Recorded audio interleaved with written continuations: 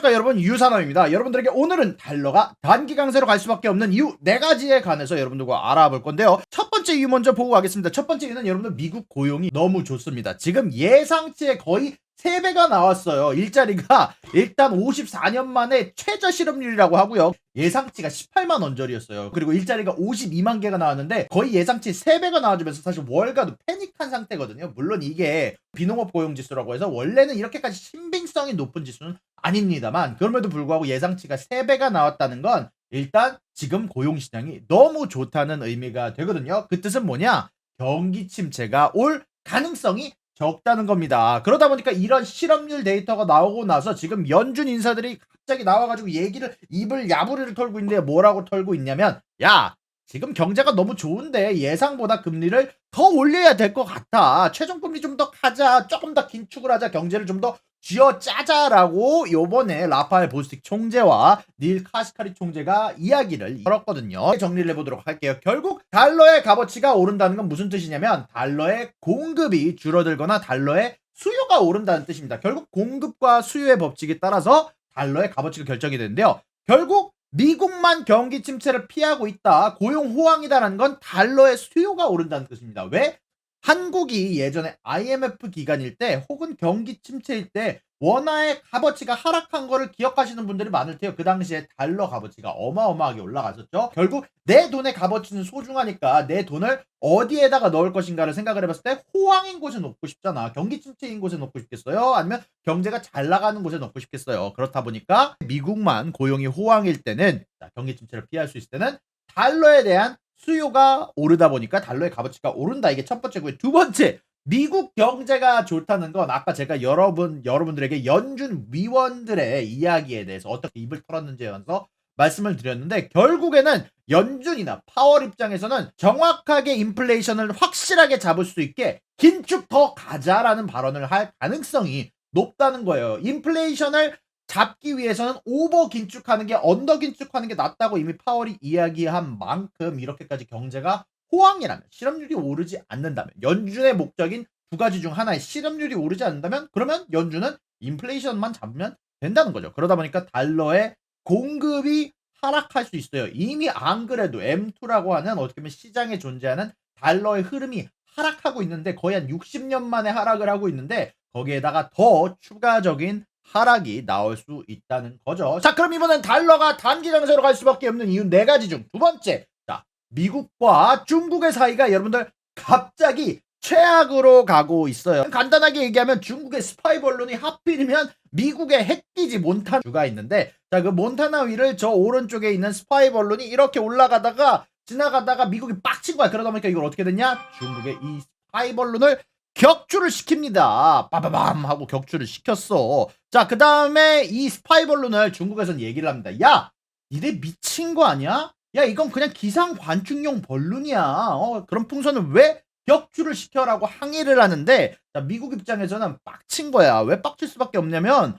이 스파이 언론 크기가 여러분들 25m에서 60m 가까이 되는 어마어마한 크기입니다. 거의 자유의 여신상만한 사이즈의 엄청난 크기의 스파이 발론이에요. 그리고 여기에서 위아래로 높낮이를 조정할 수 있도록 압축기가 설치되어 있고, 태양광 판넬과 카메라와 특수 레이더까지 탑재된 아주 고성능 풍선이란 말이에요. 그리고 재미난 게, 이 정찰 풍선이 미국에만 이미 4번을 왔다고 합니다. 중국의 말처럼 이게 실수로 온 거라면 사실 4번이나 실수하지는 않았겠지. 그리고 지금 이게 중남미에도 한번 떴었고 대만에도 떴었다고 하는데, 개인적으로 봤을 때는 스파이 풍선일 확률이 굉장히 높은 것 같습니다. 자, 근데 이게 사실상 2차 세계대전 이후로 미국의 항공 영토가 침입당한 건 처음이란 말이야. 그러다 보니까 미국이 빡칠 수밖에 없죠. 그래서 뭐라고 미국에서 이야기를 했냐? 미국이 중국 스파이 풍선을 부시고 회수 중이다. 동시에 보복을 고려하고 있다라고 얘기가 나왔어요. 자, 여기서 나오는 보복이 왜 달러 강세와 관련이 있느냐? 자, 결국에는 미중 무역 분쟁이 악화된다면, 예전에 트럼프 때도 이랬는데 달러가 약세 전환되기가 어려워요. 달러가 더 강세로 갈 가능성이 높아집니다. 예전에 나왔던 뉴스인데 미국의 지역, 여기서는 중국이 되겠죠. 결국 이런 부분들 관련해서 제조업 포함해서 결국 미국과의 관계가 악화되면 가장 큰 소비 시장인 미국 입장에서 어떻게 보면 중국에서 가장 많이 팔아먹는 미국에 추가적으로 관세가 붙을 가능성이 높아지거든요. 보복고리라는 게 대부분은 보복 관세예요. 그러다 보니까 중국 관세가 붙게 되면 중국의 제조업을 포함한 경제 체력이 약해질 수 있습니다. 그럼 어떻게 돼요? 상대적으로 달러가 강세로 흘러가게 되는 거죠. 자, 그럼 여기까지가 두 번째 이유를 했고요. 세 번째 이유로 넘어가도록 하겠습니다. 달러가 단기 강세로 갈 수밖에 없는 이유 네 가지 중 세 번째, 터키에서의 지진이 나토의 호재로 간다. 그리고 나토의 수장은 누구죠? 미국입니다. 자, 일단 먼저 터키의 지진에 관해서 일단 너무 많은 피해가 있었고 고인들의 명목을 빌고 터키에 좋은 일들이 있길 빨리 수습하길 바랍니다. 자, 그리고 여기에서 계속 이야기를 하면 터키에서 지금 사망자가 5,000명 이상이 나왔고 최대 사망자가 2만여 명이 넘을 것으로 지금 예상이 되는 상황이에요. 지금 악천후 속에서 구조 작업이 들어가고 있는 중이고요. 에르도안의 터키 대통령 같은 경우 국가 애도 기간을 현재 선포 중입니다. 자, 그리고 에르도안 대통령이 지금 여러모로 지원을 받으려고 하는 입장이에요. 자, 여기까지가 왜 이게 나토의 호재인가요? 라고 생각하실 수 있는데, 자, 지금 터키가 유일하게 나토라는 집단이 어떤 집단이냐면 결국 모든 사람들이 만장일치로 사람들을 들이자, 다른 국가를 들이자라고 해야만 다른 국가들을 들일 수 있는 어떻게 보면 방위 집단이 이 나토라는 집단이에요. 근데 여기서 터키가 나와서 야, 핀란드하고 스웨덴 들어가지 마. 우린 얘네들 들어오는 거 싫어라고 하면서 열심히 저울질을 하고 있어요. 야, 니네들 지금 만약에 핀란드하고 스웨덴을 나토에 들이고 싶으면 우리 터키한테 보여줄 게 있어야 돼라고 하면서 터키가 최근까지도 스웨덴에, 특히 스웨덴의 가입을 반대를 했었어요. 이 에르도안 대통령이. 근데 자, 여기에 보면은 2022년 6월자까지만 해도 터키가 이렇게 저울질하다가 오케이 해줬던 적이 있어요. 왜? 미국에서 딜을 해서 터키한테 여러모로 조금 더 원조를 해주기로 했기 때문에 그 당시에. 근데 이거를 최근에 말을 돌렸는데, 자, 근데 지금 여기에서 우리가 봐야 될 거는 이 터키 에르도안 대통령이 선거가 올해 5월에 있다는 사실이에요. 그런데 그런 상황 안에서 자, 지금 지진이라는 굉장히 큰 악재가 터졌고 해외의 원조가 필요한 상황에다가 자신들의 지지율을 끌어올려야지만 저 선거를 통과할 수 있는 상황이 된 거죠. 그러면은 자, 이 스웨덴, 핀란드라는 어떻게 보면 딜을 가질 수 있는 이 이점을 에르도안 대통령이 포기하기는 어려운 상황이 됐죠. 꼭 필요한 자금과 원조가 들어와야 될 수도 있는 상황이 지금 터키에서 일어나고 있는 겁니다. 그러다 보니까 스웨덴과 핀란드가 나토에 조인하는데 조금 더 편해졌다. 조금 더 이점이 생겼다라고 볼 수 있겠죠. 그리고 이 나토가 상대적으로 강화되면 악화될 곳들이 어디인가?